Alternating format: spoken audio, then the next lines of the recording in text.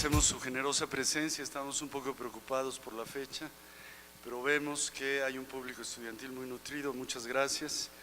Esta es la cátedra, como lo saben prácticamente todos, la cátedra Sergio Pitol, que en esta ocasión va a ser impartida por el poeta Javier Sicilia con el tema ¿Para qué la literatura en tiempos de penurias? Agradecemos también la presencia de nuestras autoridades universitarias, del doctor Aristarco Regalado, rector de este centro universitario, de la doctora Rebeca García Corzo, secretaria académica, y del maestro Carlos Palafox, secretario administrativo. Gracias a ellos tres es que este importante momento tiene lugar y con él la reanudación de la cátedra Sergio Pitol, entrañable maestro del lenguaje, a quien enviamos nuestros mejores deseos por su salud. A continuación le pediremos al señor rector que dé inicio a este evento dirigiéndonos unas palabras.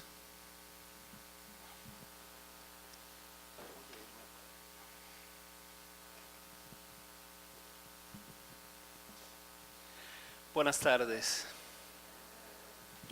Siempre sucede lo mismo. Buenas tardes. Ahora sí. Y se pone uno de pie, ¿verdad?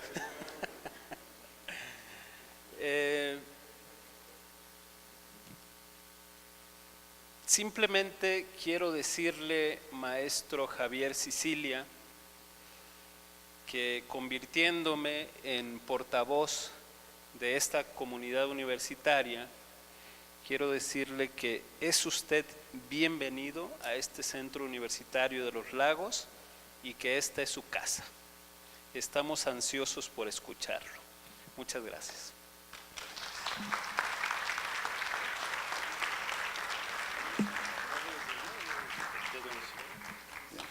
Muchas gracias, señor rector.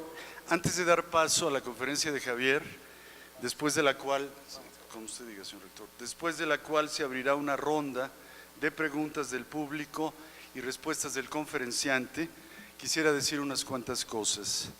Nadie es más que otro si no hace más que otro, dijo nuestro señor Don Quijote.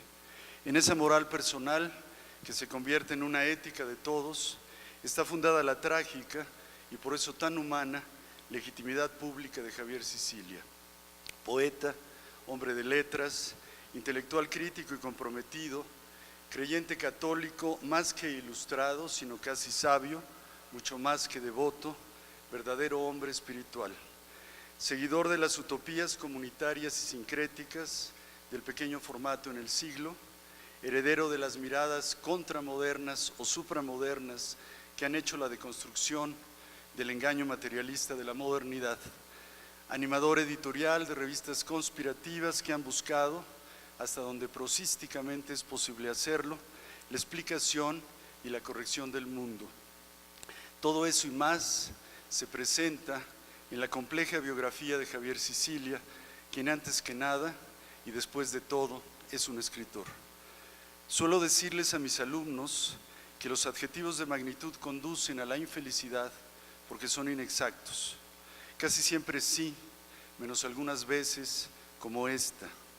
La conferencia que sucederá ahora será impartida por un laureado poeta dolorido y en silencio desde el inicio de su duelo, un ensayista lúcido y un novelista poco común, un hombre valiente y digno, moralmente irreprochable, que con su dolor de padre salió a la plaza pública para estremecer la conciencia de este país asesinado, violentado, desaparecido, inhumado clandestinamente, envilecido.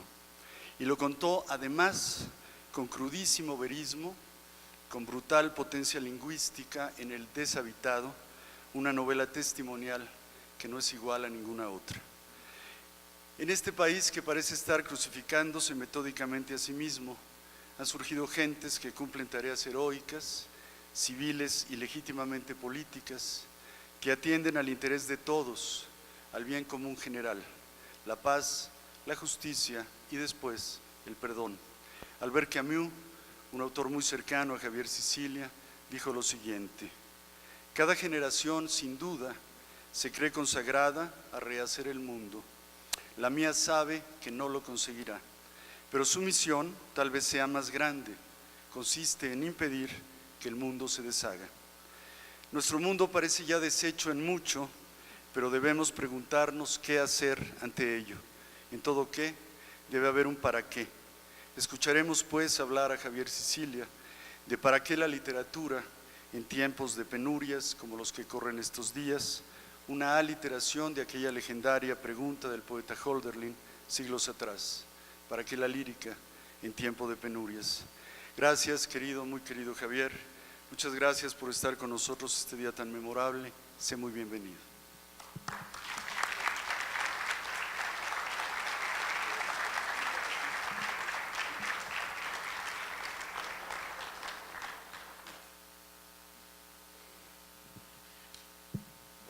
Pues buenas tardes, muchas gracias a Fernando Solana que me invitó a la cátedra Sergio Pitol. Es un honor estar en una cátedra que lleva el nombre de uno de los grandes maestros de la prosa, uno de sus grandes representantes en la comunidad internacional, en su tarea como agregado cultural, como embajador, un hombre que ha puesto las letras y la cultura, lo que nos queda de cultura, la memoria de la cultura en el extranjero. Es un honor estar en esta cátedra.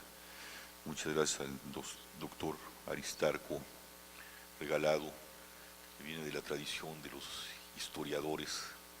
Es extraño, es la primera vez que conozco un rector historiador. Generalmente lo tienen los médicos, allá la tienen copada la UNAM, los médicos, o allá en mi pueblo la tienen los psicólogos, pero los historiadores, los verdaderos humanistas, pues nunca. Pero me da mucha alegría que el doctor Aristarco venga de esta tradición, de la tradición de la memoria, de la tradición de la cultura memoriosa y de la interpretación de esa memoria para estos tiempos oscuros.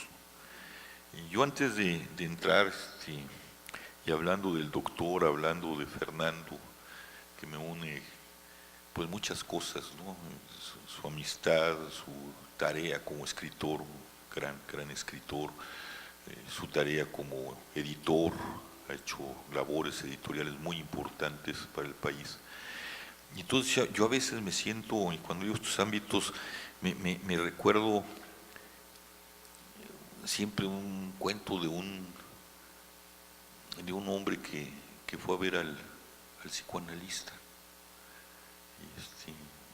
Y entonces llegó y le dijo, bueno, pues ¿cuál es su problema? Cuénteme.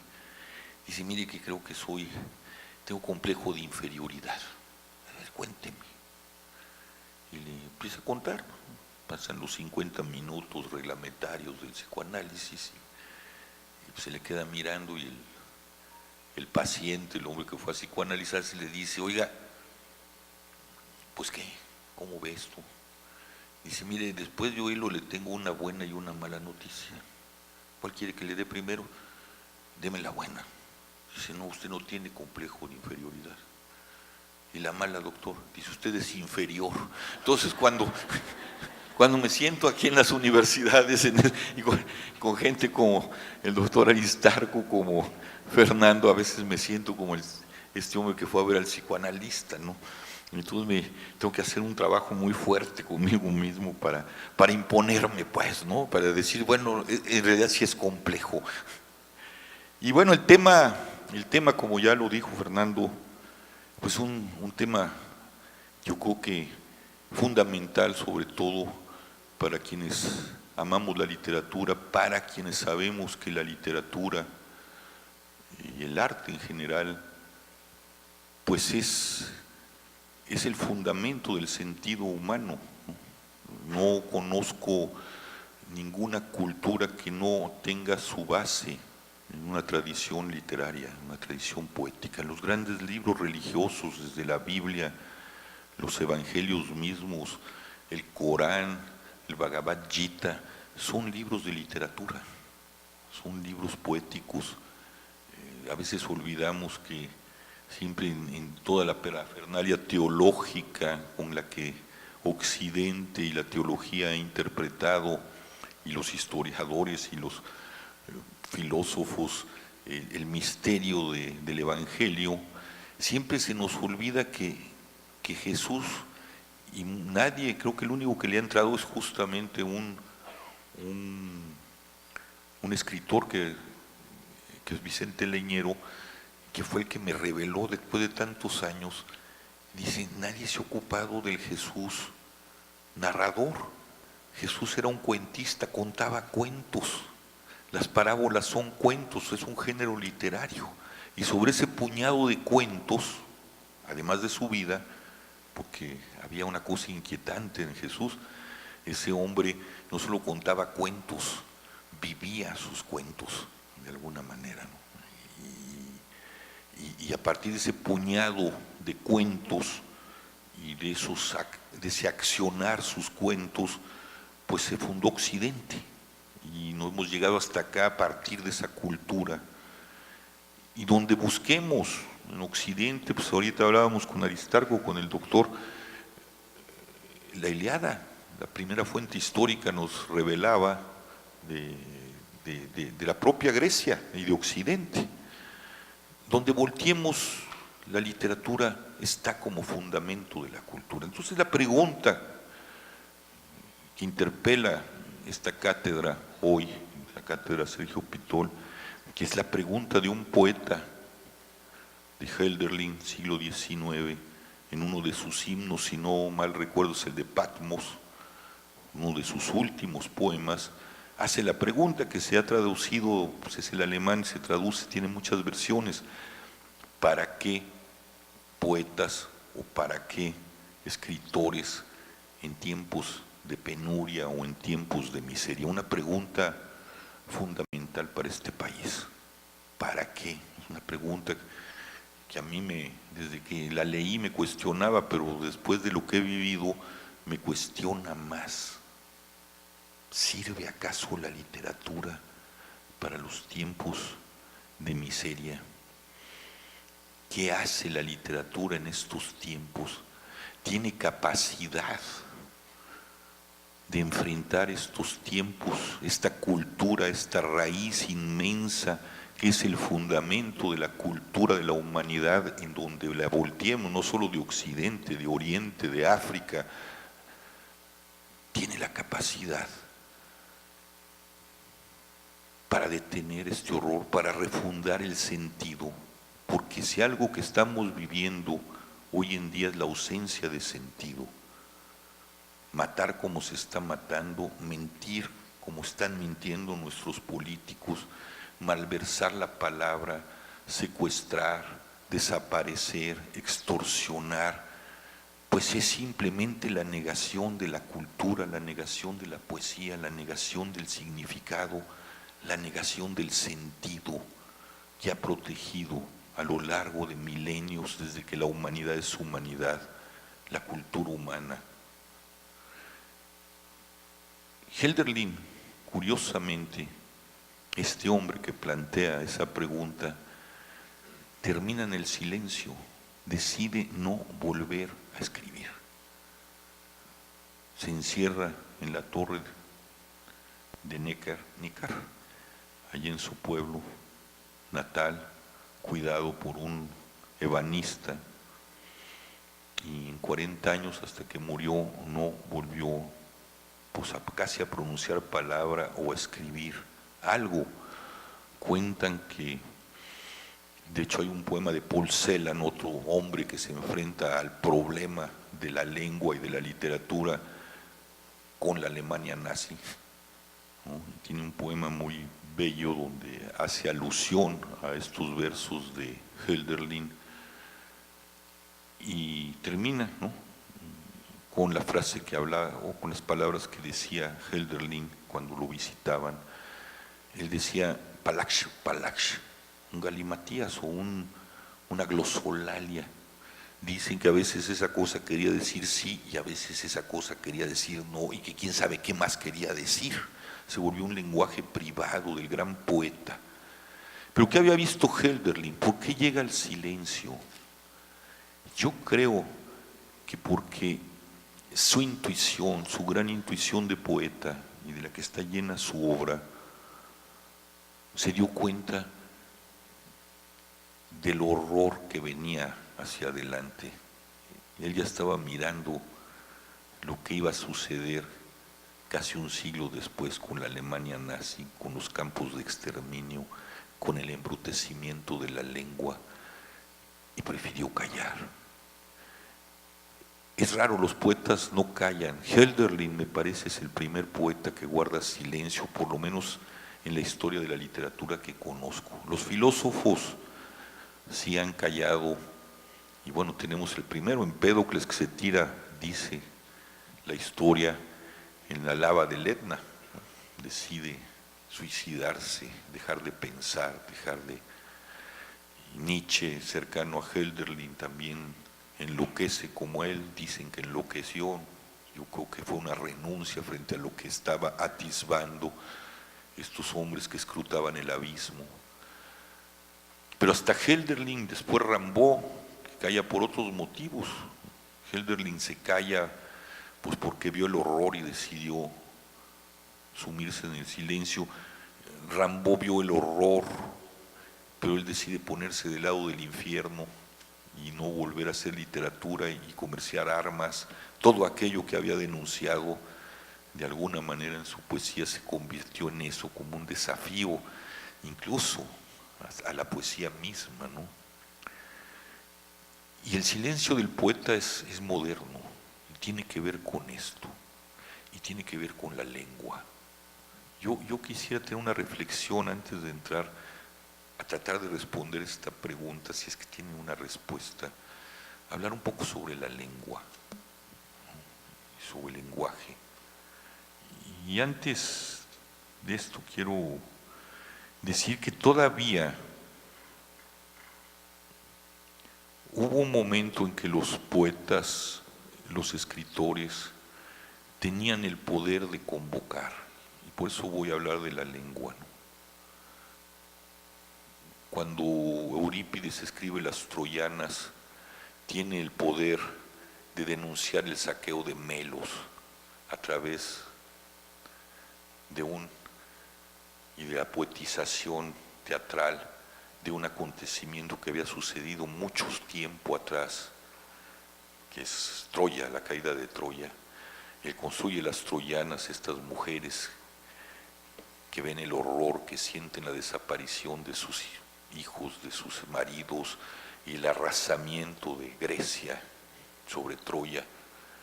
Y cuando Grecia vuelve a hacer la cosa espantosa en Melos, ese hombre tiene todavía el poder de denunciar a través de las troyanas y de hacer recapacitar a su gobierno y de hacer recapacitar a su pueblo frente a esto que humillaba la gran dignidad del mundo griego. Los profetas en el mundo hebreo tenían ese poder. El profeta, nos han dicho mentiras, el profeta no es el que adivina el futuro, esa es una idea moderna. Profetae quiere decir el que habla a través de Dios, habla a través de él. El que habla es hablado por otra cosa que está más allá de él. No hay esa posibilidad de futuro, porque cuando nace el profeta la idea y la noción de futuro en la lengua no existe todavía. Existen cosas que se parecen al futuro, pero son más el deseo de que suceda algo que lo que sabemos otros, la adivinación, o lo que eso es posterior, ¿no? El profeta es alguien que es poseído por el Dios, ¿no? Habla por mi boca habla Yahvé, dice el profeta, o dicen los profetas, ¿no? Y ese ser tenía la capacidad de, cuando el pueblo se contaminaba con cosas que degradaban su condición de pueblo, tenía la capacidad de devolverle los significados y los sentidos al pueblo. Por eso, cuando surge el profeta en el mundo hebreo, surge junto al rey.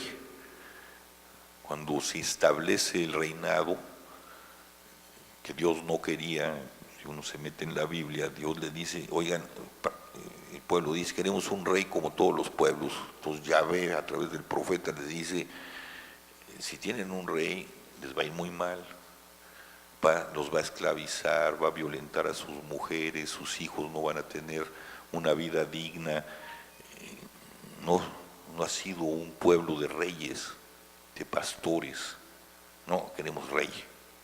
Y le coloca junto al rey al profeta, ¿no? Y el profeta tiene esa capacidad de cuando el rey se corrompe y los significados de un pueblo se corrompen, el profeta lo restablece. Esa es la función del profeta, ¿no? Y le dice al rey, y es aquel que se atreve a decirle: tú te equivocaste, tú estás mal, tú estás mintiendo, tú estás pervirtiendo. Esa función se ha ido perdiendo. Ya ningún poeta, ningún escritor, por más importante que sea, por más conocido que sea, nos puede devolver los significados. De lo contrario, a un niño insúltalo, humíllalo y lo matarás. No crearás un hombre, crearás un ser acomplejado, roto, incapaz de vivir, inhumano, deshumano más bien, no inhumano, lo matas, lo destruyes. Háblale a un ser así, eso fue Auschwitz, eso es lo que estamos viviendo. Humilla a un ser y lo destruirás como ser humano. Pero si le hablas bien, si le dices palabras buenas, si le das sentido a su existencia, vas a hacer florecer a un ser humano, a una mujer, a un hombre. Es verdad. Platón, en otra tradición, decía otra cosa, creo que en el Fedro: la incorrección en la lengua no solo es una falta contra el lenguaje, hace daño a las almas.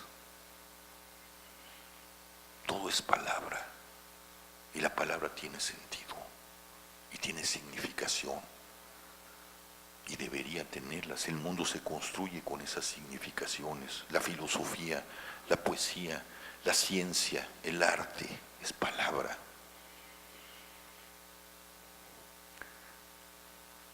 Y es verdad. Yo cuando daba mis talleres de poesía, le preguntaba a mis alumnos, cuando daba clases de literatura, les ponía este koan. Si un árbol cae, un koan es un acertijo budista de la tradición zen. Si un árbol cae, y se las hago a ustedes, y no hay nadie que atestigue que el árbol cayó o no cayó,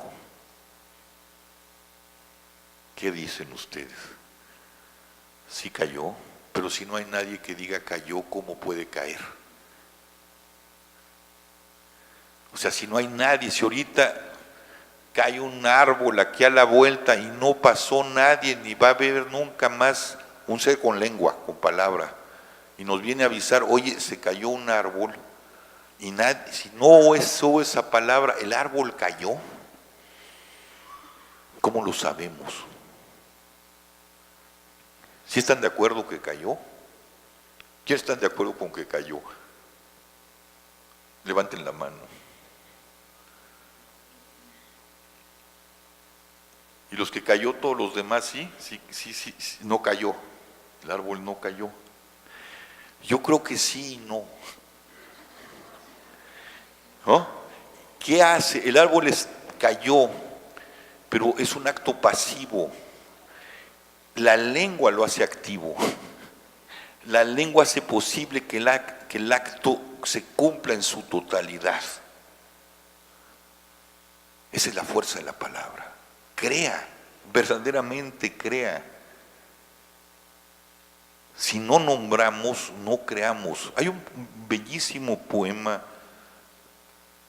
de Jorge Guillén que se llama Más allá. Es un poema muy curioso. De hecho, Paz le dedica un hermoso ensayo para interpretarlo. Y es curioso porque es la época del surrealismo. La verdad, decían los surrealistas, está en el mundo onírico, en el mundo como la continuación de los románticos. Y llega Jorge Guillén y dice: no, la verdad está en la cotidianidad, en la palabra.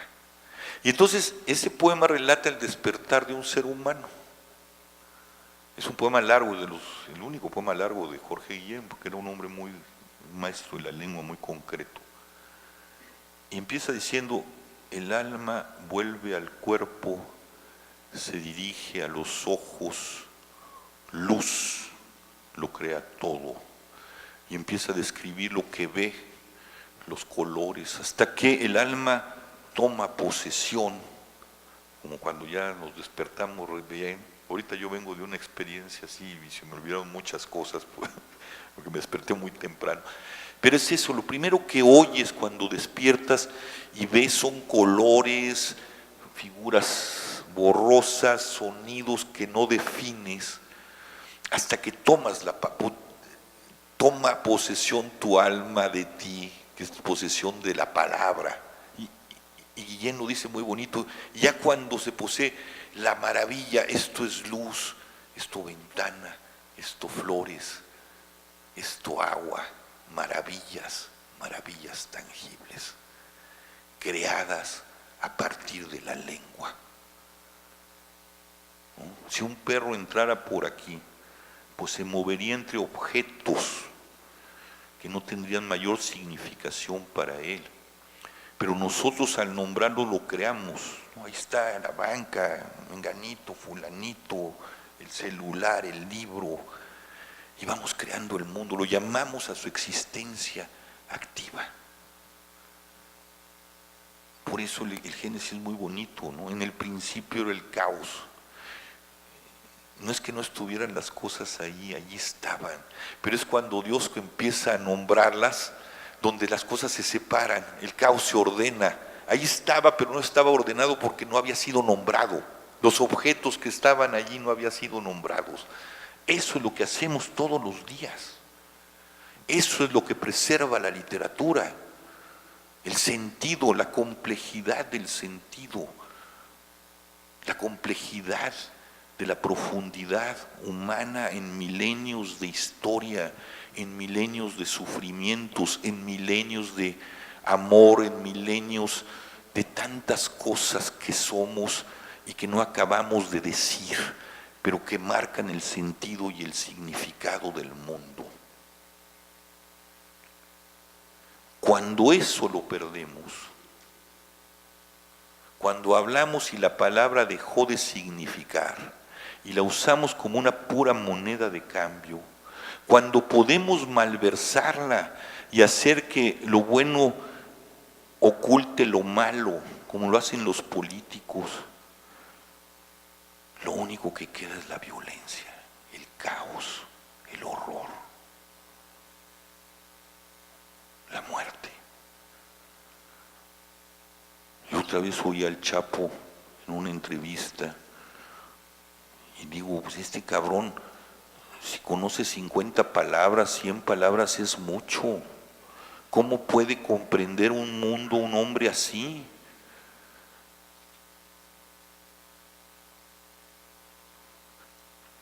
Los manuales de Televisa y de la televisión creo que son 150 palabras que permiten utilizar, porque más allá de allá el hombre, el espectador ya no entiende.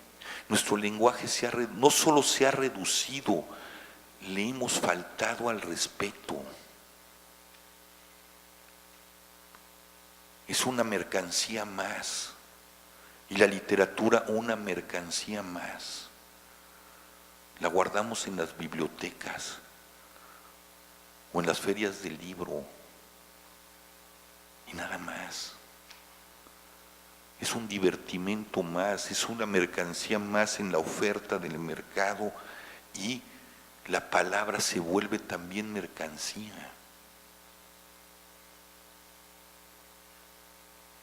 Hay una historia, bueno, Ezra Pound, gran poeta inglés, norteamericano, decía: un hombre o una mujer que traiciona su palabra o que no es capaz de asumir su palabra, de jugarse la vida por su palabra, ese ser, esa palabra no vale nada y ese ser no vale nada. Uno es su palabra Hay una larga leyenda que no está, pero que pasó a la historia por el poder de la palabra. No está, está esbozada de alguna forma en el Cantar del Mío Cid, poema fundacional de nuestra lengua. Y es la historia de cuando el Cid entra en conflicto con el usurpador, con el rey usurpador, necesita dinero para la campaña, para la resistencia. Y va a ver a unos judíos que pues eran los que tenían el dinero, y pues lo conocían y le dijo: mira, necesito dinero, tengo joyas pero no tengo dinero y estas no me sirven y necesito crear un ejército, etcétera, etcétera, etcétera, y lleva un arcón. Y le dice: te dejo el arcón y necesito tanto dinero, nomás te voy a pedir por favor, no lo abras hasta dentro de un año, yo regreso en un año, si no he llegado, ábrelo y toma las joyas. Y era un mundo donde no necesitábamos un papel firmado, notariado, porque ya nos mentimos unos a otros y necesitamos que la firma sea igual y que el notario de fe que esa es tu firma. O sea, la palabra ya no vale, ¿no? Y de hecho, en la Catedral de Burgos supuestamente está uno de los arcones, eran dos, en el Cantar del Mío Cid.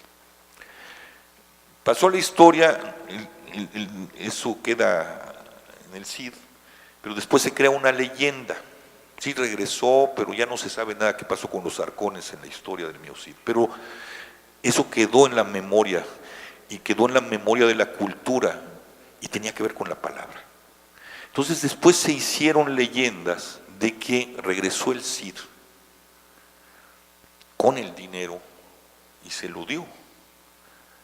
Y entonces le abre el arcón y está lleno de arena, los dos arcones, y le dice: me engañaste, le dicen los judíos. Dice: no, no te engañé, mi palabra era mi tesoro, ¿no? Esa es, y esa leyenda ha quedado allí. ¿Por qué quedó allí si no está en el Cid? Porque todavía teníamos conciencia del valor de la palabra. Y el problema es que esa palabra se ha banalizado por estas razones que digo, pero por algo más, por los medios de comunicación. No ha habido una sociedad y una época más comunicada como la nuestra. Cuando te dicen: no, es que ahí van contra la libertad de expresión, sí y no. Nadie nos puede callar. Están las redes sociales, está en el internet, está. Pero esta cosa, que es lo más democrático que conozco, no conozco algo más democrático que el internet. Y la democracia es pinche en el internet, porque todo lo iguala. Hegel está al mismo tamaño que el último sitio porno, y el último sitio porno con Adal Ramones, y Adal Ramones tiene el mismo rango que Heidegger, ¿no? Lo único que necesitas es un pinche mouse, perdón la palabra, pero las palabras, la majadería también tiene. Ahorita les voy a contar una anécdota muy bonita. Y entonces digo: no, este Hegel es muy aburrido. Y paso y me pongo a ver a Adal Ramones, que más o menos habla como el Chapo, ha de tener como 100 palabras, ¿no? Y dice: no, ya Adal Ramones, no, yo me cambio acá. No, o sea, nos volvemos tiranos de nuestros deseos y de nuestra oferta, y todo es igual.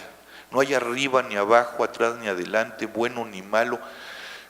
Hemos llegado, esta palabra de la posmodernidad, a que todo es relativo y que las palabras pues son parte de la relatividad, y creemos este axioma falso de la lingüística de Saussure, que nos dice que la palabra es arbitraria, que entre la palabra y la cosa no es más que un vínculo de arbitrariedad y de consenso, cuando los judíos nos dicen otra cosa y la literatura dice otra cosa.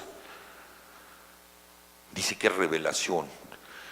La literatura tiene esa característica contra la posmodernidad y la modernidad, sobre todo la poesía. La poesía dice: hay verdad, pero no puedo decir todo sobre la verdad y la lleno de metáforas para abrirla a su misterio infinito. Esa es la fuerza de Jesús en la Biblia. Les voy a contar una parábola. Oye, les voy a contar un cuento. ¿Quién es mi prójimo? Les voy a contar un cuento. Había un papá en la parábola del buen samaritano. Se dice que cuando los discípulos dicen, oye, ¿cuál era la línea? ¿Qué línea traías? ¿Qué es lo que quiere decir la parábola? Y entonces Jesús les dice y les da una de las posibilidades, pero se vuelve la verdad. Y en realidad los exegetas dicen que son añadidos de los evangelistas, que en realidad Jesús nunca dio una interpretación de lo que decía como un buen escritor o como buen decidor. La dejaba abierta. Ahí está la verdad, pero esa verdad tiene muchas posibilidades de entrar, es muy infinita. Y ahora no hay ni verdad y todo es relativo, y lo que yo digo lo puedo malversar o lo puedo dejar de decir o lo puedo, y entonces perdemos la significación y entramos en un estado de caos aunque sigamos hablando. Yo me acuerdo cuando yo tenía, porque nuestras lenguas sabemos el español, sabemos el sentido de la palabra por el contexto de la frase, pero no sabemos qué dice la palabra en sí. Conocemos su denotación, su connotación, o muchas connotaciones, pero poco de la denotación. Si yo les digo banco, pues van a decir, pues ¿qué está? Algunos pensarán en esa cosa de 4 patas, otros en una sucursal bancaria, otros quién sabe qué. Pero si yo digo, fui al banco y no encontré dinero, ya saben a qué banco me refiero, pero nadie sabe qué quiere decir banco. Entonces a mí me pasó una cosa que habla mucho de este asunto de la Babel en la que estamos y de la violencia cuando los significados se pierden y cuando no podemos establecer. Es una anécdota pueril pero ilustra. Cuando yo tendría 17, me fui a Francia.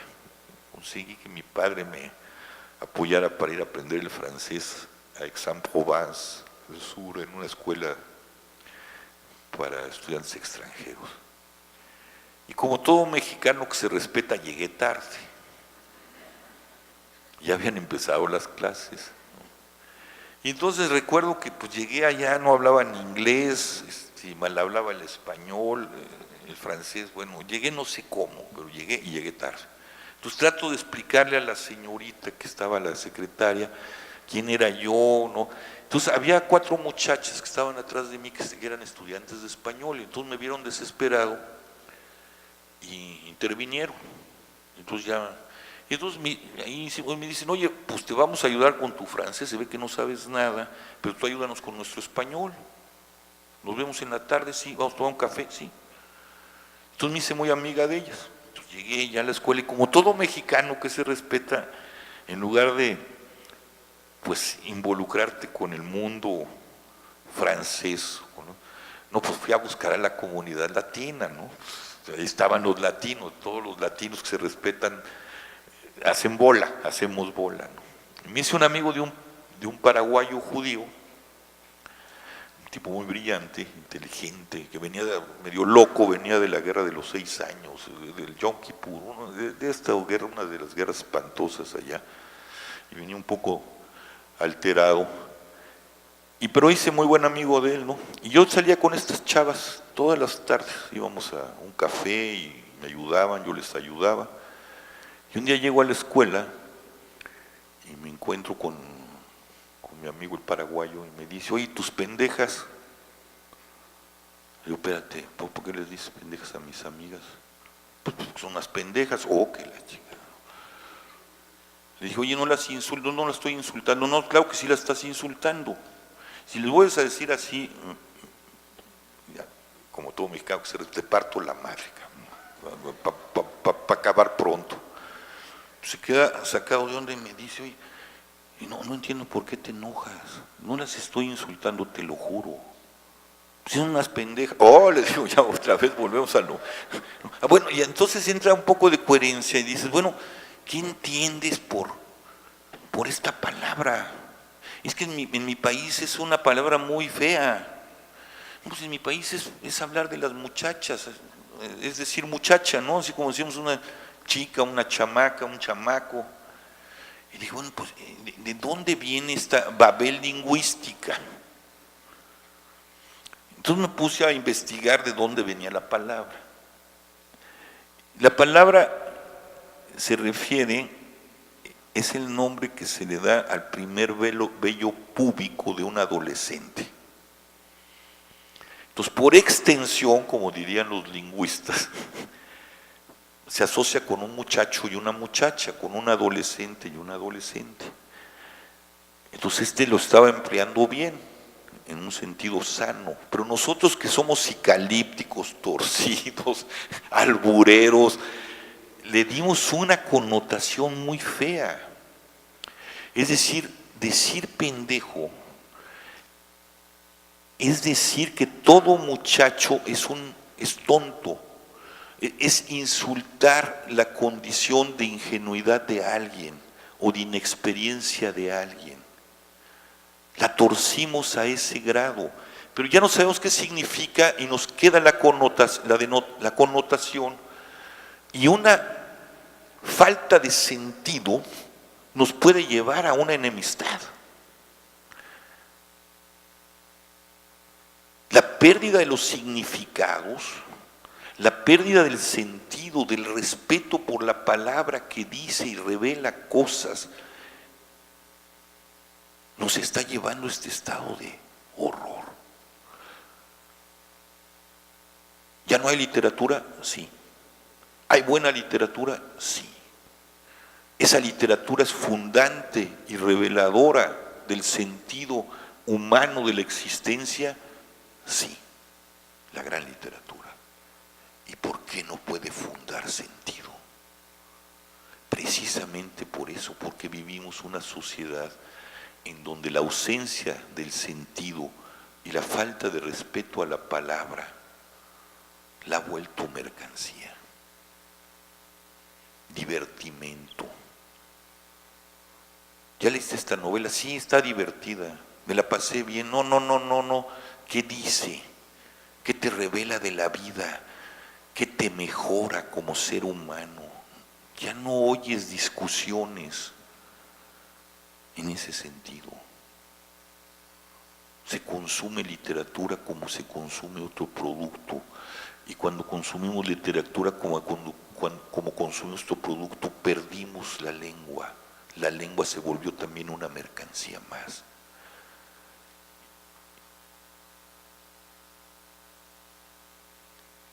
El caso de Paul Celan, que termina suicidándose, el cual evocaba al principio, que retomaba a Hölderlin, se enfrenta con un problema gravísimo. Este hombre nace, igual que Canetti, en la Bucovina, ¿no? Son hombres de frontera que hablan varias lenguas, esas franjas que la geopolítica y el poder destruye. Un día amanecen rusas, otro día amanecen alemanas, bueno. Y la Bucovina en ese momento, cuando nace Celan, era rumana. Este muchacho, este niño judío, aprende el rumano, pero aprende también el yiddish, aprende el hebreo de su tradición. Pero la madre privilegia el alemán y le enseña a hablar y a amar el alemán. Para la madre el alemán era la lengua más refinada, la lengua de Goethe, la lengua de Hölderlin, la lengua de la gran civilización, la lengua de Mozart, la lengua de Bach. Y este niño aprende a amar la lengua alemana. Y nada hablaba mejor que el alemán. Y un día llegan los alemanes y se llevan a su padre, a su madre, y los matan en los primeros campos de exterminio. Y él logra escapar. Y llegan esos alemanes con su lengua alemana y crean Auschwitz. y crean el asesinato de 6 millones de judíos y de otros tantos gitanos y de otros tantos cristianos y de muchísima gente. Y este muchacho dice, ¿cómo? La lengua de Goethe, la lengua de la cultura, la lengua que me enseñó a hablar mi madre, que amaba a mi madre, es la lengua de los asesinos. ¿Qué le pasó a la lengua? Y el lenguaje nazi pervirtió la lengua. La vida y la muerte está en poder de la lengua, del uso que de ella hagas, tal será el fruto. Y llamó a los judíos piojos, y los calificó de peste, y los calificó de tanto horror. La lengua alemana humillaba seres, la lengua de Goethe. Algo se había perdido de los significados. Y Paul Celan trata de refundar esa lengua, trata de volver a hacerle decir lo que perdió. Y uno lee a Celan y uno lo ama, pero Celan es incomprensible. La lengua había llegado a tal muerte que este hombre la retorció hasta el grado de que solo la pudo y la puede comunicar, pues a un conjunto de gente que realmente queremos entender cómo refunda esa lengua y cómo la hace vibrar de nuevos significados. Pero termina suicidándose en el Sena, termina en el fracaso. Algo nos está pasando. Primo Levi calificaba la lengua, la poesía de Celan, dice, son los gritos de un agonizante, los estertores de un agonizante. Yo digo, cuando la lengua ha llegado a estos grados, y esa es mi posición, no estoy diciendo que este es el camino, cuando hemos llegado a estos grados de violencia, de horror, de mentira, de malversación, porque un poeta y un escritor vive del lenguaje de su mundo, y aunque trate como Celan de purificar ese lenguaje para volver a recuperar los significados y tener la autoridad moral que tuvo Eurípides con las troyanas o los profetas hebreos en su momento, y no poder refundar. Entonces yo creo que el mejor poema es el no escrito, es el silencio. El silencio a veces habla más fuerte que la palabra. Creo que este mundo necesita silencio para recuperar el peso de la palabra. Pero esta es mi posición personal, como es la posición en un momento dado de Hölderlin, como fue la de Celan, que llegó al extremo de tirarse en el Sena, en el puente Mirabeau, un puente emblemático de la poesía, ¿no? Celan estaba harto, como decía ese poema de Apollinaire, del tiempo. Sobre el puente Mirabeau corre el tiempo y nuestro amor, los días pasan, yo me quedo y todos los significados se van, y decide ir al fondo de la significación, al silencio, porque en esta sociedad, y con esto termino dejando esta provocación, nos da miedo el silencio.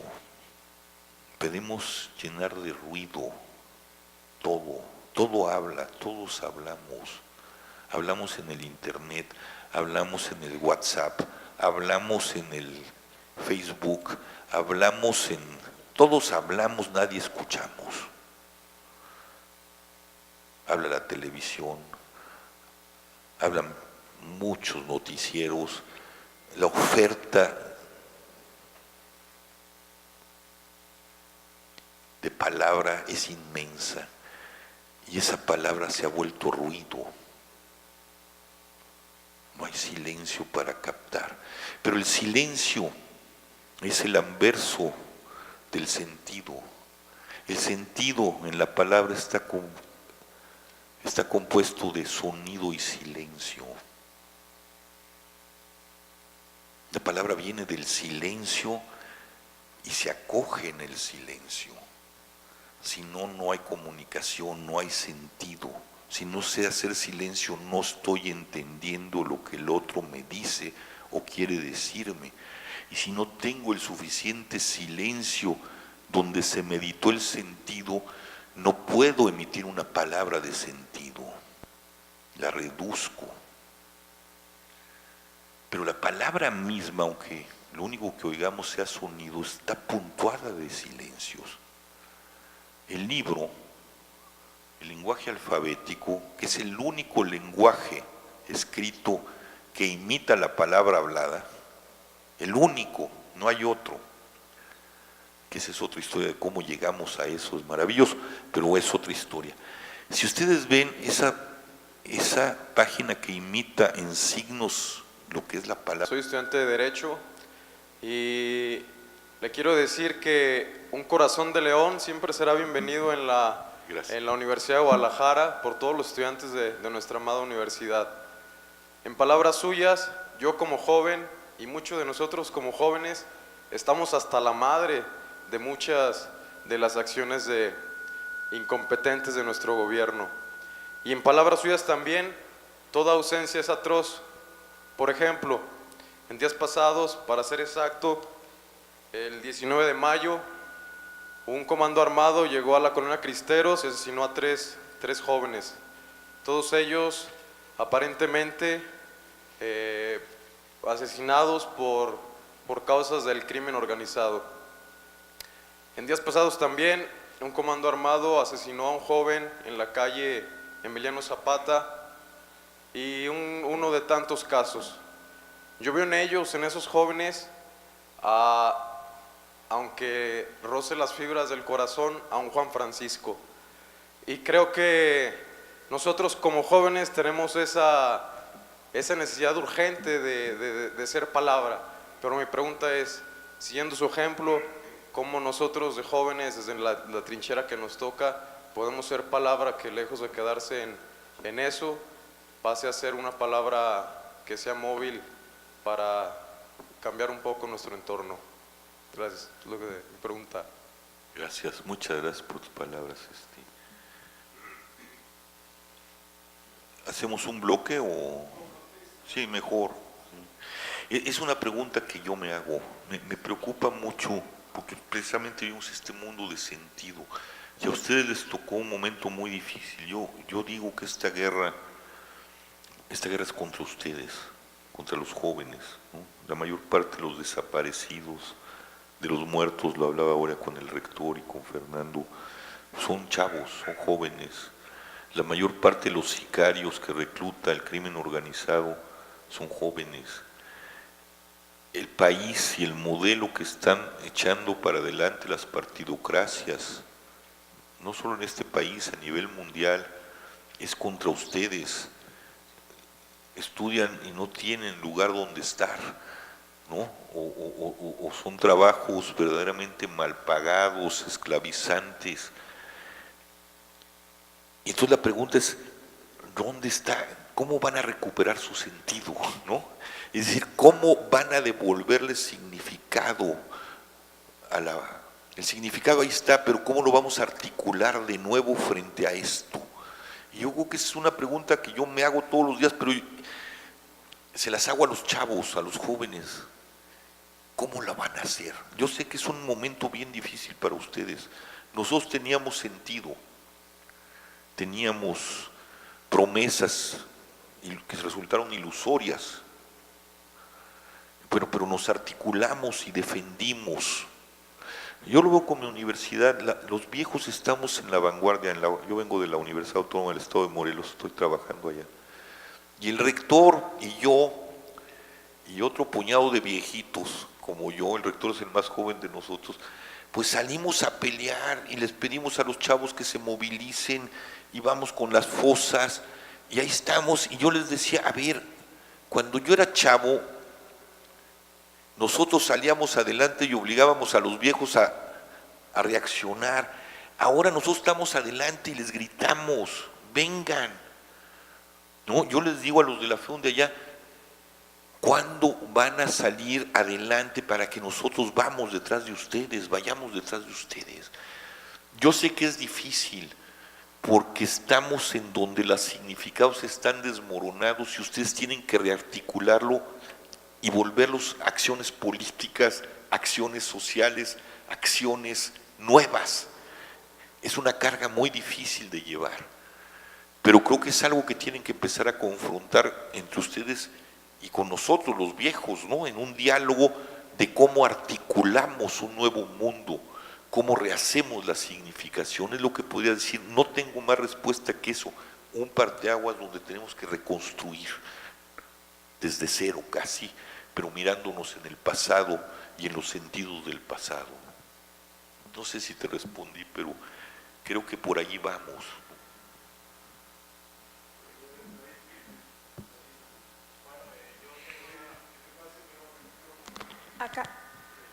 Acá está. Lo había pedido.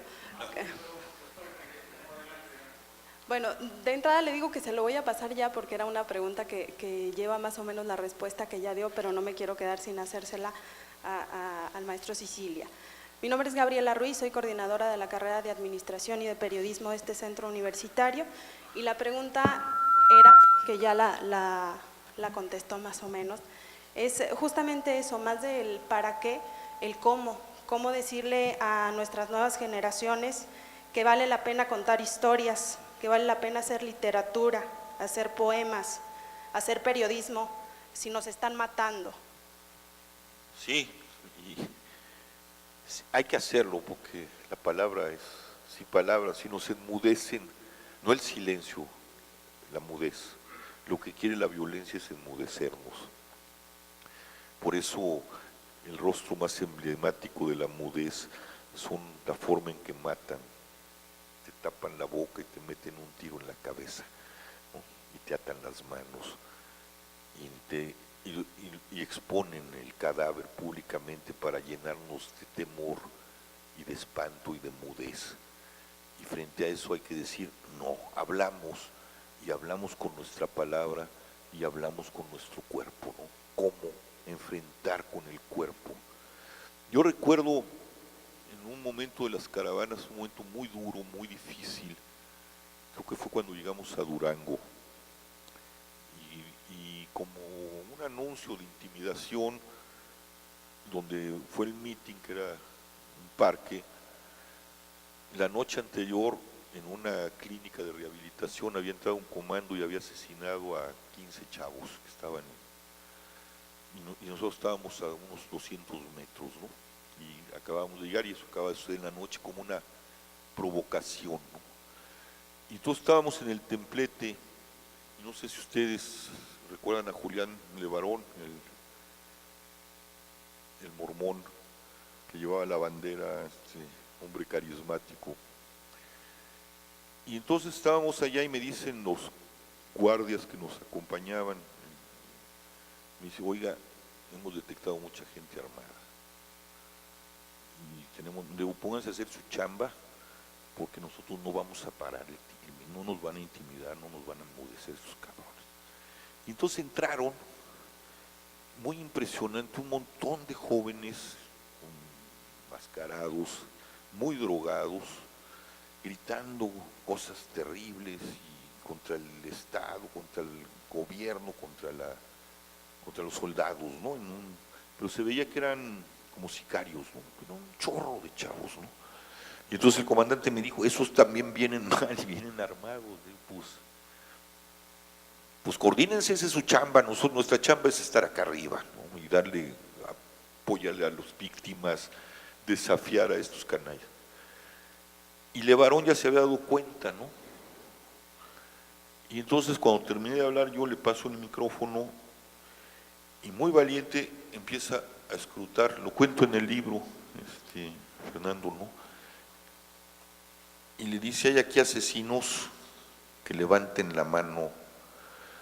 Hay aquí secuestradores, que levanten la mano. Y así se fue con todos los delitos, ¿no? Y después de 5 minutos de estar increpándolos, empezaron a irse. Empezaron a ir. Y Levarón le dice a la gente, ven, cuando estamos juntos, cuando la palabra y la dignidad habla, esa gente no tiene lugar entre nosotros. Pero nos fracturan, nos individualizan, nos espantan y no hacemos ese colectivo común que devuelve significados y le da vida y sentido a la vida común, a la solidaridad común. Eso es palabra también. Entonces, ¿qué hacer si se llevan o matan a 3 de nosotros? Pues salimos a la plaza pública y los desafiamos, vengan por nosotros, cabrones. No nos vamos a mover, atrévanse a mirarnos de frente y aquí no las armamos. ¿Por qué matan cobardemente? Nos falta esa unidad, que es palabra del común, ese perder el miedo. No son nada, son cobardes, son gentuza, y muchos de ellos están enquistados en el Estado y en las partidocracias. Hay que hacerles frente con la palabra y el cuerpo del común, que es el cuerpo que teje la palabra. Yo diría eso, y seguir hablando en el periodismo, seguir hablando en la literatura, pero hacer que esa literatura se exprese en actos comunes. Sí, bueno, buenas tardes. Primero que nada, pues muchas gracias por su presencia. Yo tengo 2 preguntas, y más que preguntas quisiera saber su pensar. La problemática de literatura, ¿para qué en estos tiempos de penurias? Pues bueno, yo podría decir, pues precisamente porque estamos en estas situaciones es necesario hacer literatura para no morirnos. El problema, como usted mencionaba, es cuando el poeta ya no quiere hablar, que lo ha sacudido tanto el entorno que dice, bueno, pues ¿para qué? Decía el poeta Ralph Emerson que es el único sabio, el poeta. Pero ¿qué pasa cuando ese poeta se quiere callar y no quiere decir nada? Entonces esa sería una primera pregunta. La segunda tiene que ver con la degradación del lenguaje. Si bien ahorita se dice que por la época efímera en la que vivimos, pues eso propicia que haya un lenguaje reducido. Yo la verdad soy de la idea que del opuesto. ¿Por qué tenemos que reducir el lenguaje? Usted lo mencionaba, ¿por qué le tenemos que faltar al respeto? ¿Por qué hemos llegado a un punto en el que se quiere escribir a partir de emoticones, poemas? ¿Por qué se le quiere dar esa concepción? Entonces yo siento que estamos ante un problema bastante grave porque pues el lenguaje somos nosotros. Nosotros aprendemos las cosas a partir del lenguaje. Entonces, ¿qué va a pasar? Es lo que yo quiero saber. ¿Qué piensa usted? ¿Qué podemos hacer nosotros como jóvenes ante una realidad que nos azota día a día? Y también, ¿qué pasa con la labor del novelista, del poeta, del artista en general, que hace a veces obras, pero en cierto modo algunos se apartan de la realidad? No se atreven a ser partícipes, a actuar de forma pues constante o de forma más involucrada en esto. No digo que sea así, pero ha pasado. Yo tendría esas preguntas para usted. Son muy buenas, muchas gracias. Su nombre, perdón, otra vez. David Barajas. David. Son muy buenas preguntas, David. Mira, yo creo que también estamos un poco entrampados en que la literatura o la poesía hay que hacerla en como nos han enseñado, ¿no? Y yo creo que la fuerza de la poesía no está en el poema. Estuvo alguna vez en el poema, ahora se han vuelto lenguajes privados, ¿no? Es decir, hay grupos de poetas que se leen entre sí, se entienden entre sí, preferencias poéticas, es parte del mercado y de la atomización del asunto, ¿no? Pero mira, yo en lo que me di cuenta en estos procesos que viví horribles, es que los 2 únicos grandes movimientos que ha tenido este país en los últimos 25 años, que es el movimiento zapatista y el movimiento por la paz, con justicia y dignidad, la fuerza de esos 2 movimientos fue la palabra.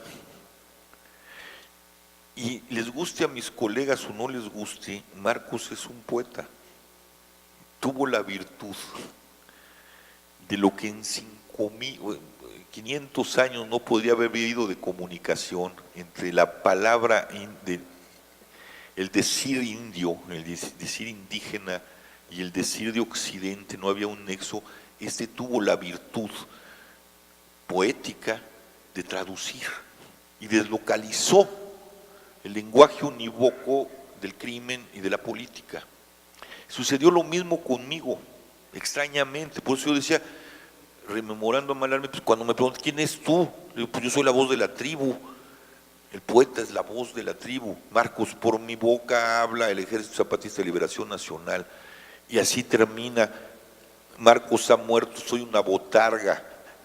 Al que estaba dentro de esta botarga se llamaba el mundo indígena, y se llama el mundo indígena. El mundo indígena habla por mi boca, igual que los profetas.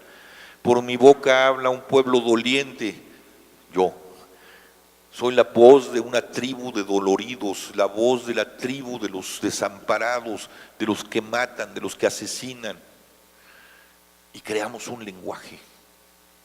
Y ese lenguaje solo pudo haber nacido de una experiencia y de una práctica poética, que es una práctica espiritual. Quizá el lenguaje que necesitamos, el estro poético que necesitamos, sea un estro poético de otra naturaleza que rompa el encasillamiento sin dejar de preservar esa tradición, pero el que cuando se hace poesía se hace en verso, ¿sí? Necesariamente. O la poesía es el acto y el lenguaje que deslocaliza cualquier univocidad y cualquier restricción y cualquier inhumanidad posible. Yo diría que es por allí. Y la otra es, sentémonos a leer a los grandes autores. Yo creo que un texto que hay que leer es El hombre rebelde. Creo que una novela que hay que leer hoy en día es La peste de Albert Camus. Y discutirla, introyectarla y volvernos el doctor Rieu jugándose la vida para detener la peste, y el periodista Tarró jugándose la vida y no volviendo y peleando desde el periodismo y desde en las brigadas de sanidad para detener la peste y para mantener viva la vida humana. Es todo eso lo que tendremos que replantearnos, ¿no? Pero la poesía ahí está y se puede ejercer de muchas formas, y el colectivo de la memoria de lo humano que está en la palabra se puede ejercer en círculos, pero que no sean círculos de divertimento donde estudiamos la literatura, sino cómo esa literatura nos permea y nos vuelve acción, acto, discurso nuevo, discurso refundante, ¿no? Yo diría que por ahí está. Buenas tardes, muchísimas gracias a la Universidad de Guadalajara y muchísimas gracias al maestro Sicilia por haber llevado su palabra a tantos rincones de este país y haber hablado por muchos de nosotros. Mi pregunta es muy concreta, pero quizás es un poco ambigua, interprétela. ¿Qué hace? Usted hablaba en los primeros 20 minutos de la conferencia sobre el amanecer, sobre cuando el alma vuelve al cuerpo y uno empieza a nombrar las cosas, a utilizar una palabra que está acá interna y que después se convierte en algo escrito y que se convierte en algo que incluso ya no lo escribió usted, ya significa y es de otras personas, es decir, de que quien lo lee. ¿Cómo es un día en la vida del autor, del poeta Sicilia, cuando no viene a hacer conferencias, cuando no viene a hacer activismo social y cuando se encierra consigo mismo a usar la palabra, a escribir? ¿Cómo es un día en la vida? ¿Cómo escribe? ¿Cuál es su rutina? Gracias. Pues yo creo que es una rutina muy aburrida, como la de todo escritor. Yo creo que es la lucha porque la palabra adquiera sentido, ¿no? Y es una lucha terrible. Yo creo que todo escritor, cuando se enfrenta con la página en blanco, pues no sabe si va a poder pasar el sentido y el misterio a través de esa página, y se la pasa mal a veces, ¿no? A veces uno escribe 3 líneas y vuelve, pero lo más bello de mi vida es estar con mi nieto. con mi hija, pues, compartir. Yo, algo que me conmovía muchísimo, cuando llegué a Topilejo, que veníamos en esa marcha, no sabíamos lo que íbamos a encontrar en la Ciudad de México, no sabíamos que íbamos a encontrar esa adhesión. Salimos 30 gentes de Cuernavaca caminando día tras día. Y cuando llegamos al último pueblo antes de bajar a la Ciudad de México, llegamos a Topilejo, donde ya había mucha gente que se estaba uniendo. Y vi una manta que me hizo llorar, ¿no? Estaba a la entrada del puente, todavía se me quiebra la voz, no sé quién la hizo, pero ese ser entendía, ese que hizo esa manta entendía muy bien de qué se trata o de qué se trataba. Y decía, no todos los padres son poetas, pero todos los hijos son poesía. Y si uno no es capaz de hacer poesía con sus hijos, con sus nietos y con sus amigos y de compartir, la otra poesía vale madre, ¿no? Y si hay algo bello en mi día es cuando comparto con mi nieto, con mi hija, y me pongo a ser un niño y recuerdo a mi hijo, y recuerdo lo que se perdió, y recuerdo lo que se pierde, cada padre pierde cuando pierde un hijo o una hija, ¿no? Eso es lo más bello. Entonces tiene sentido hacer poesía y sentarse a escribir. Pero esa es la poesía, los hijos, la amistad, el preservar, el indignarse porque alguien se ha ofendido o se ha humillado, el dar la cara por cada uno de ellos. Y entonces sí tiene sentido escribir.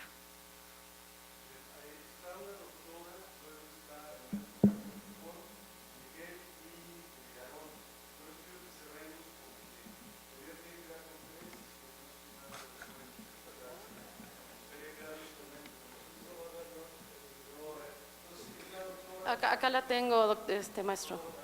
Gracias. Muy interesante tu plática.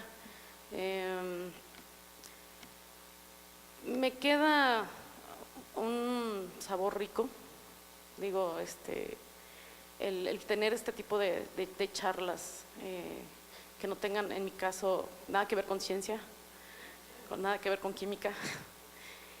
Soy doctora en química. Y me gusta mucho la poesía, digo, la parte del ser humano que nos hace ser terrenales, la parte que nos hace sentir, y la parte más importante creo que es vertirla a través de palabras. Pero hay algo que comentabas precisamente, algo que me llama mucho la atención son las redes sociales.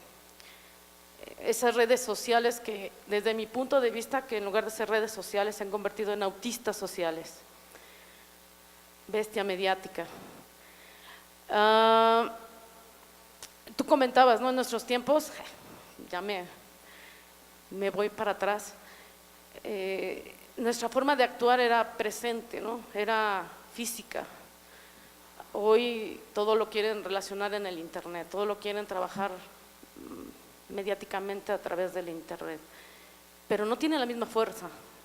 A veces su lenguaje se queda tan corto, tan vano, ese lenguaje corto. En tu perspectiva, ¿cómo crees que podría? No podemos cambiarlo porque está evolucionando en esa dirección, es decir, estamos perdiendo mucho de ese lenguaje y lo estamos viendo. Tú revisa cualquier Facebook de cualquier persona y su lenguaje es pobrísimo. Entonces, ¿tú cómo verías, si es que hay alguna estrategia que tú visualizas o hay de manera de ficción que pudiera ser aterrizada? Hijo, sí es complicado. Yo creo que en eso tiene usted razón, tienes toda la razón, Gaby, es la destrucción del lenguaje, ¿no? Yo cuando me dicen que no vas a tener un Twitter, le digo, no, ni madre. Si fuera Basho, un gran maestro del haiku, lo haría, pero para decir tonterías, digo, en 40 y tantos, no sé cuántos caracteres necesitas, pues no se puede ser muy lúcido, ¿no? a menos que seas un gran maestro del aforismo o y pues, mira, yo creo que estamos frente a un régimen, es un cambio de percepción, de paradigma, como cuando nació el libro. Nosotros creemos que el libro estaba allí desde siempre, ¿no? No es cierto, el libro, tal y como lo conocemos, y la lectura silenciosa, nace con la universidad, curiosamente, en el siglo XII, y con una serie de reformas a lo que se le llamaba el Códex, ¿no? Donde todo estaba unido, las páginas cantantes, la lectura antes de la aparición del libro, en el sentido de la página del libro, con sus separaciones entre palabras, oraciones, títulos, márgenes. Era un masacote de cosas que tenía como las notaciones musicales, ¿no? Como notaciones, y la única forma de leer era en voz alta, ¿no? Era otra forma de la lectura y otra forma de la percepción de la realidad. Con la aparición del libro, esa forma de la lectura, ¿qué es lo que le está pasando? Yo creo que la poesía se redujo a los colegios monásticos, pasó a ser parte de un nicho. Si uno quiere trabajar la lección, como le llamaban, la lectura, hay que ir a un monasterio, ¿no? A oír cómo se canta el Evangelio y cómo tomas, ¿no? Hay un libro muy bello, se lo recomiendo, En el viñedo del texto de Iván Illich, que está en el Fondo de Cultura Económica, que es la construcción de todo esto. Yo creo que lo que tenemos que disciplinar, y aquí es un desafío de las universidades, es incentivar junto, no para negar, sino para preservar la lectura. La lectura, la interpretación del texto debe de ser una materia de todas las carreras, para que no lo perdamos, para que podamos tener dos regímenes de percepción que no destruyan el del pasado y lo reduzcan a esta destrucción del lenguaje y a esta simpleza que nos está haciendo perder los significados, a esta moneda de cambio. Pero ese es un compromiso que tienen que tener las escuelas y la universidad. La lectura debe de ser tan importante como la matemática. La preservación del libro debe ser tan importante como la computación. Yo creo que es un deber nuestro salvar, no destruir porque eso está allí, sino preservar el otro régimen de lectura, de reflexión que viene con el libro. Es un desafío a nosotros, y ya que estoy en una universidad, un desafío a la universidad.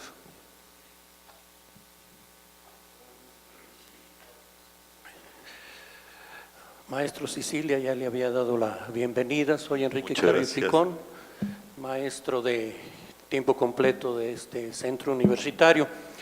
Tengo ya algunos años en la docencia y di clases aquí en la preparatoria. Fue el primer paso cuando entra a la Universidad de Guadalajara. Y los muchachos, les decía yo, oigan, ¿están enterados ahorita de tal problema? Y se involucraban.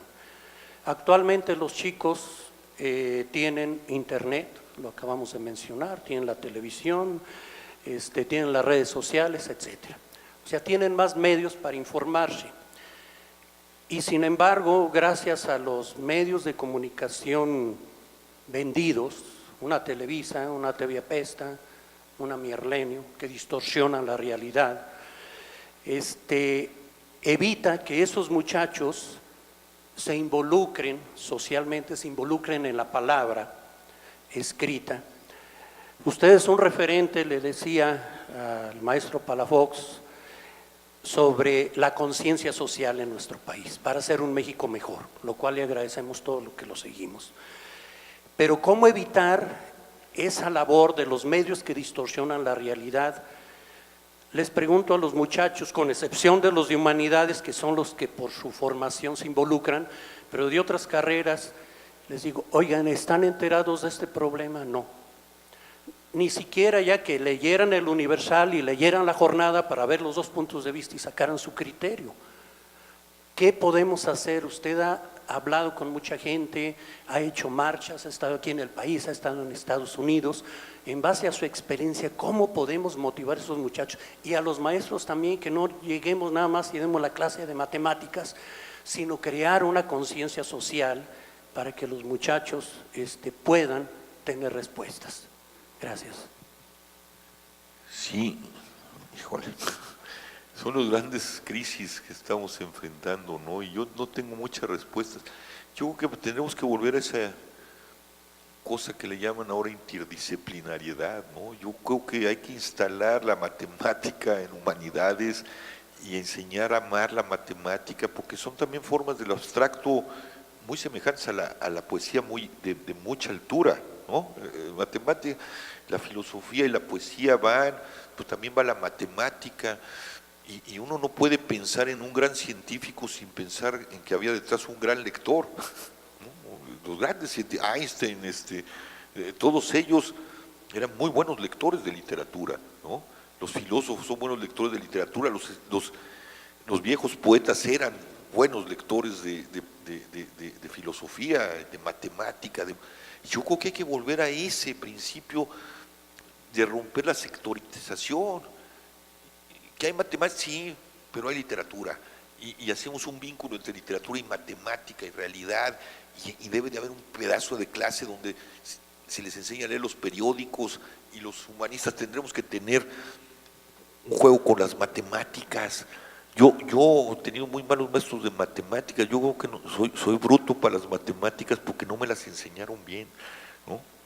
Y yo sí añoraría que alguien me explicara, me hiciera apasionarme de ese mundo que sí siento que está muy cerca de la altísima poesía, ¿no? De las abstracciones más puras que nos llevan a conocimientos también importantes sobre la realidad, filosofías de los límites. Es decir, tenemos que volver a implantar un nuevo, digámoslo, un nuevo humanismo en ese sentido, ¿no? Yo creo que es la única forma de volver a interesarnos por todo, de volver a decir, como decía el filósofo, nada del hombre, nada de lo humano me es ajeno.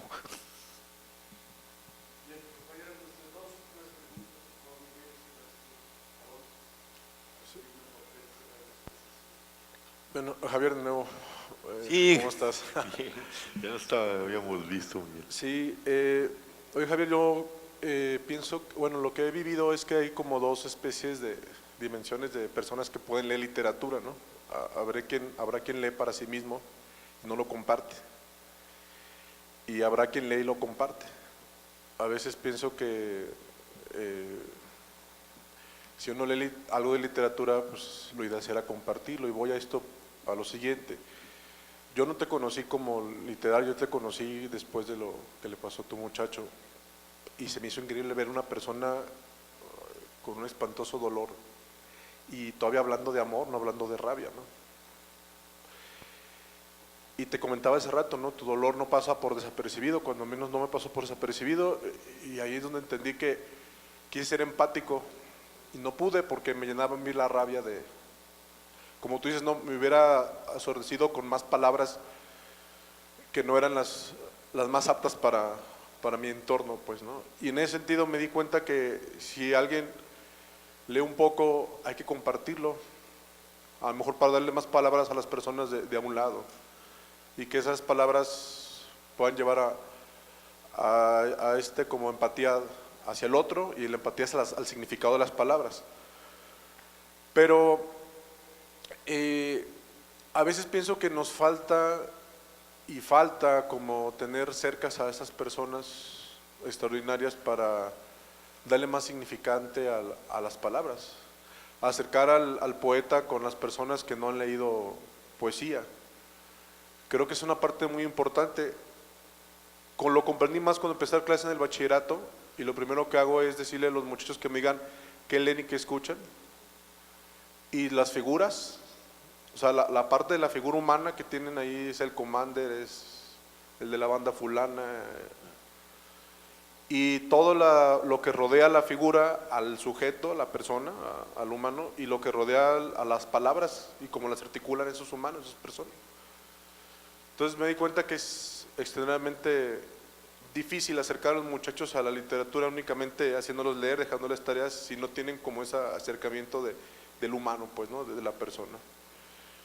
Entonces no sé si a lo mejor como me pasó conmigo, sea contigo, no sé si hará falta también esa parte, ¿no? Que los nuevos poetas, los nuevos escritores, de alguna otra manera, no sé de cuál, estén presentes en los jóvenes para poder modificar su palabra, para modificar sus lecturas, ¿no?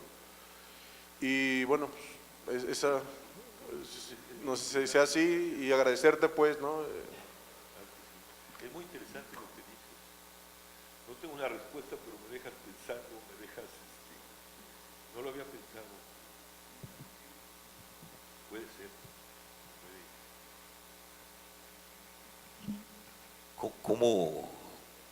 ¿Cómo pasar a través de la presencia algo, no? Pues habría que experimentar, pues traer a estancias a poetas, ¿no? Pues aquí tienen a uno. No, pero tienen un muy buen poeta, un muy buen escritor. Y yo creo que hacer esos círculos de literatura o trabajo común, no sé, hay muchas cosas que se podrían hacer, ¿no? Y contagiar el misterio, no sé, pero me dejas pensando mucho.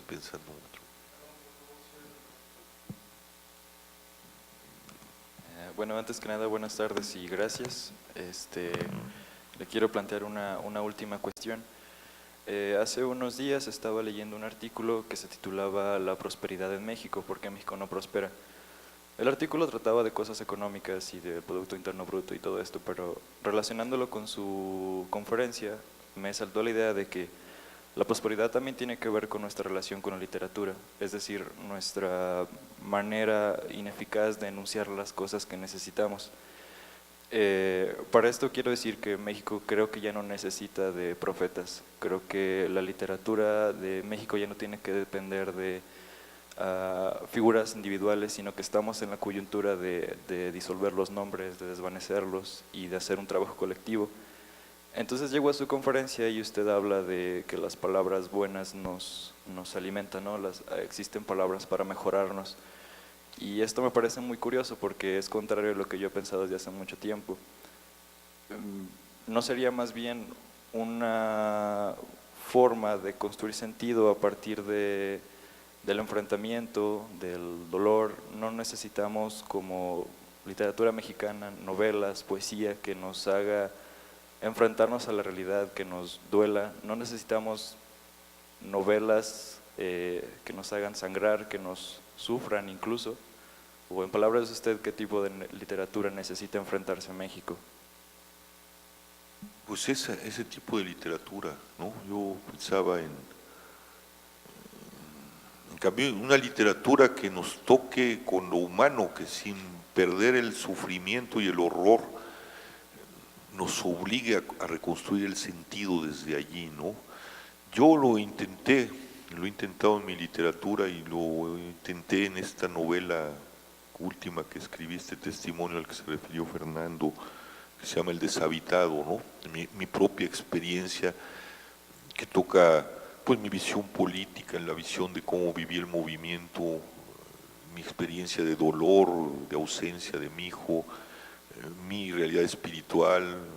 O sea, traté de reconstruir sentido donde no había sentido, explorando eso que viví que fue muy doloroso. Yo creo que esa literatura, una literatura que no nomás describa el horror, sino que desde el horror trate de reconstruir una resistencia de significación humana, ¿no? Y yo no estaría muy de acuerdo, yo creo que si algo necesita es otra vez que nos identifiquemos como personas en el común. Si algo están haciendo los criminales, si algo está haciendo el gobierno, es hacernos perder nuestra identidad. Los desaparecidos son eso, no tienen nombre, no tienen apellido. Lo que hemos luchado en el movimiento es decirle, a ver, no somos bajas colaterales, no somos cifras, no somos porcentajes, somos personas con una historia una vida, un sufrimiento y una forma de decirnos en el común. Y yo creo que lo otro es precisamente caminar del lado del borramiento, ni el colectivismo, ni el individualismo. La comunidad que está hecha de personas, la persona que sirve al común y el común que hace posible la existencia de la persona con su identidad propia, ¿no? Y yo creo que esa es la literatura, no que se ha caído en la banalidad y el medio es muy desagradable, ¿no? La persona es más importante que lo que se dice, ¿no? Y no, a veces la persona, lo peor que a uno le puede pasar es conocer a un escritor que ama. Son decepcionantes, ¿no? Sí, a mí me pasó con Paz, ¿no? Cuando uno conocía a Paz decía, bueno, ¿y este señor qué tiene que ver con esas maravillas que me han transformado, con Piedra de Sol, con sus ensayos, pinche viejo mezquino, gandalla, feo? Bueno, ni modo, pero nos dio una gran literatura, ¿no? Nos mejoró, si no lo mejoró su propia palabra, a mí sí me mejoró y me sigue mejorando, ¿no? Pero bueno, ese es Octavio Paz. ¿Qué hay allí? Pero qué bueno que fue Octavio Paz. Y ese Paz hablaba de mi común y me hizo una mejor persona. Entonces hay una relación entre ese común y la persona. Yo creo que hay allí pues lo que cierta tradición llama el personalismo, ¿no? El personalismo cristiano, que ni es colectivismo ni es individualismo, es esa relación entre persona, identidad y común y persona, identidad, ¿no? Yo iría por allí. Compañeros, gracias. El señor rector le va a entregar un reconocimiento. Muchas gracias, sí. Javier Muchas Sicilia, gracias y por su terminamos paciencia y por estar.